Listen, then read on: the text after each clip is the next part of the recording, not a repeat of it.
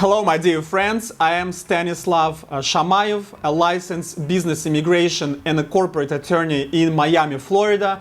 And today we are going to talk about visa O-1A, a visa for extraordinary people, for talented people who want to come here in the United States to work and realize the talent. At the end of this video, you will learn how to get a free analysis of your case from a licensed attorney, myself. Let's go! Alright, O-1A visa is a very popular visa in the United States. Why? Because there is no limit how many visas can be issued over a year. As opposed to a visa EB-1A, which is a higher standard talented visa which grants you a green card, and there is a certain amount of visas that can be issued every year. Visa O-1A is granted to people who are talented in certain areas, in certain fields. Those are business, science, sport, and education.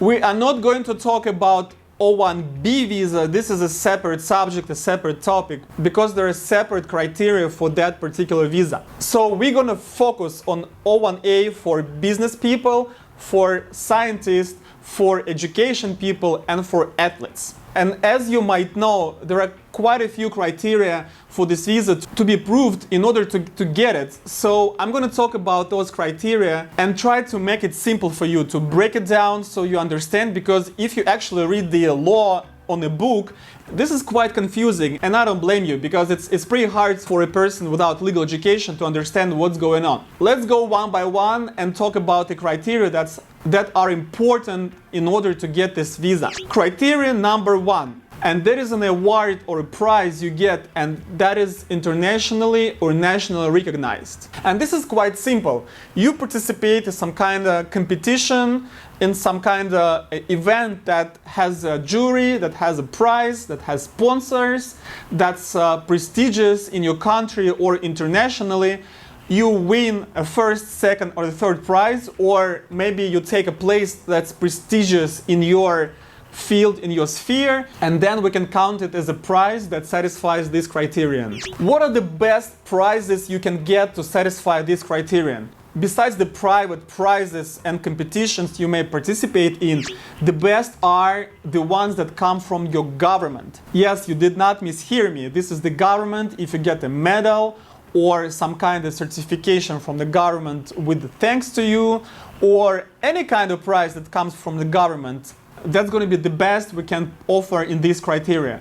What else? Also, a big investment in your startup, in your enterprise, if you go by business. That could be any investment over $100,000 to your startup or enterprise. We can count it as a prize to satisfy this criterion. Number two, press about you.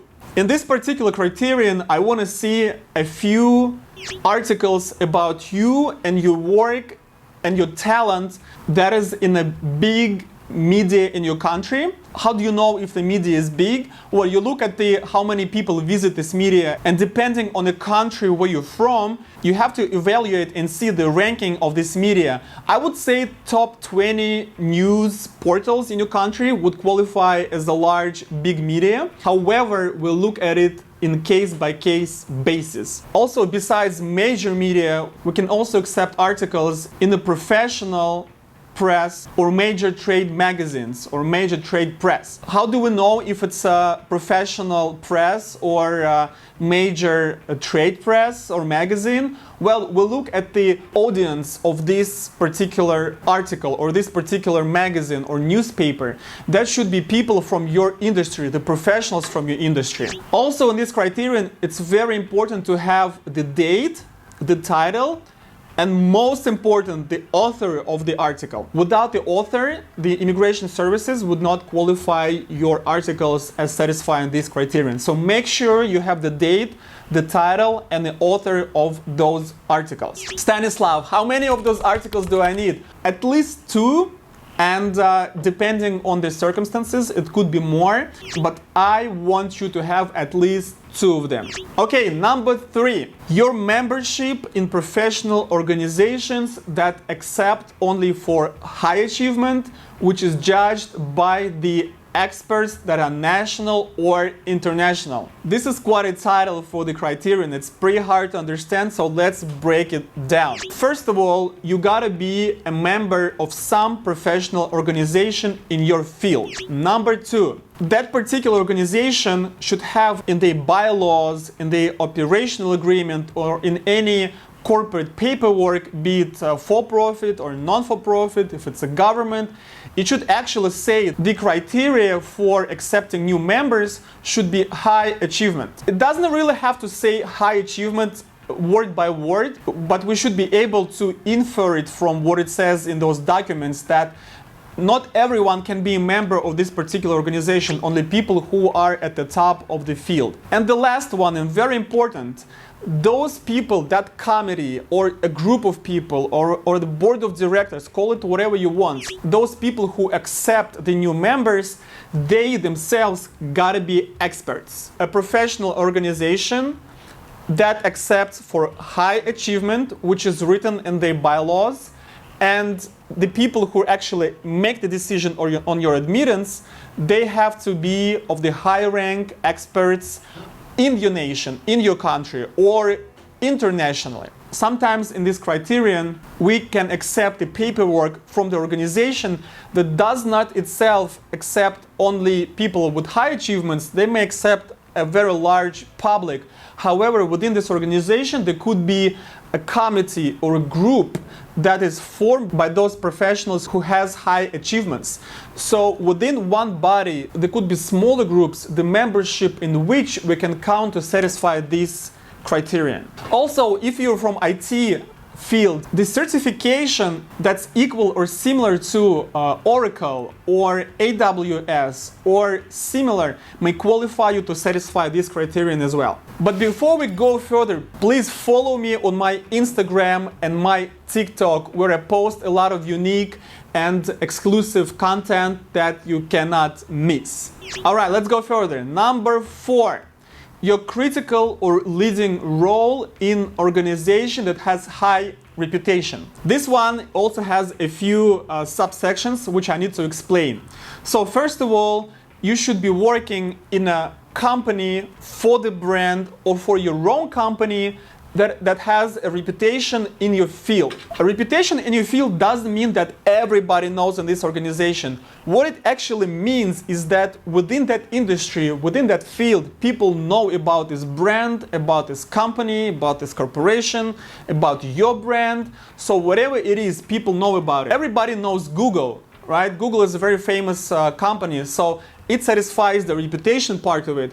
However, there could be a smaller ABC startup that's been in the industry maybe for a year or two, but everybody knows it because it produces some unique services or some unique products. So don't be fooled by the name of the company, of the startup you're working for that's not known to the general public. What's really important that people from the industry knows about it. That's subsection number 1. Subsection number 2, that your role in this company is either critical or leading. What's the difference? If your role is critical, that means you've done something for the company that affected the company overall. If you have a leading role, that means that you're at the top management of this company, of this brand, or whatever it is. Sometimes it could be either or, sometimes it could be both. But the most important thing that whatever work you've done for this company affected the company overall. And in most cases, we can count your effect on the company in the money terms. So if you've done something that grew the company's income or lessen the company's expenses, that most likely satisfies the second subsection of this criterion. Number 5, your significant contribution to the field of your talent. Your contribution must be new and significant. Okay, what's new?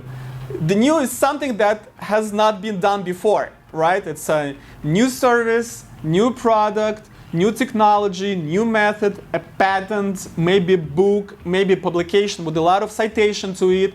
Sometimes even your speech at the conference could be the contribution. However, the second part is even more important of this criterion, and that is the significance of your contribution. That means that whatever new that you invented, that you has come up with, has to affect the industry overall. It couldn't be a local effect. It must affect whatever industry you're in.